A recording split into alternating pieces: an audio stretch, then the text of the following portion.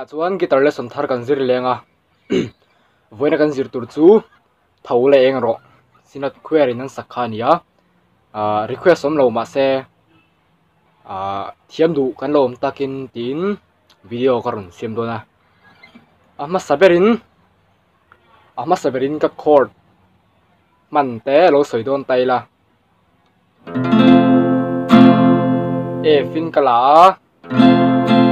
chuan C ka hmang boka chuan D minor chuan G chord ka chuan A sharp ka hman tur hi B kha het yang khan ania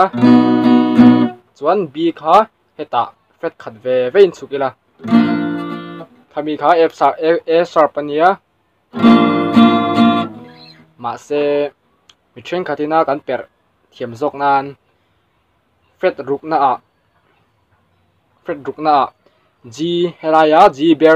ber chord kan mang che khan fret rukna khan kan kuchung chal kha daila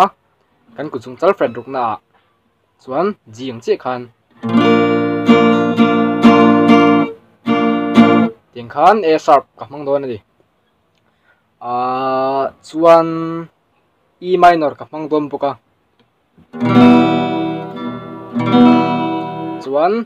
D ka hmang dom boka khami te chord pariat kha mang khan voina kan sa don ani thole eng ro a strumming pattern hi soi leila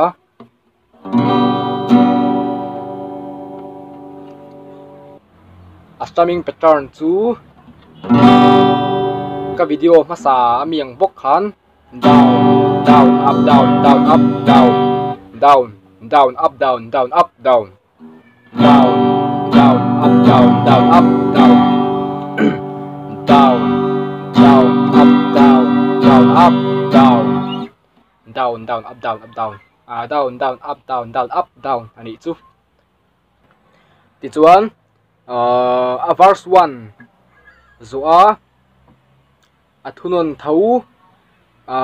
G ka han lu tak dei kha khami ka soi fielo kila khami kha sinat query na ka copy berina an sak darania khami kha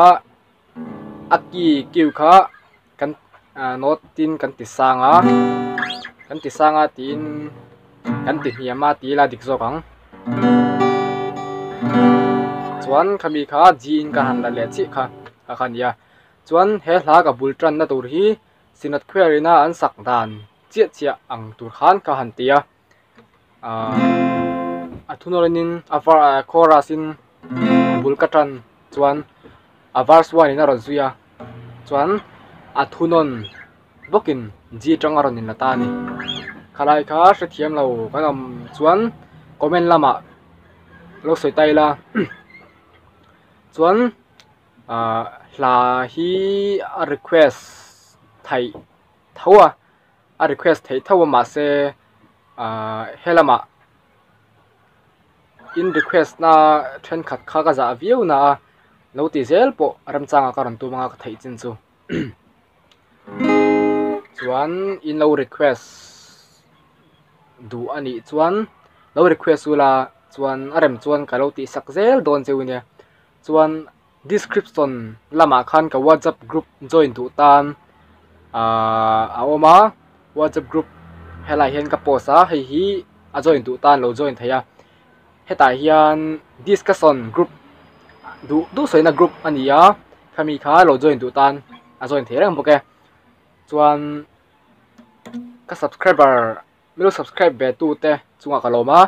milo la subscribe lo ni chuan milo subscribe ngei la chuan ka video thar ber idon bat theinan notification bell khai on bok don ya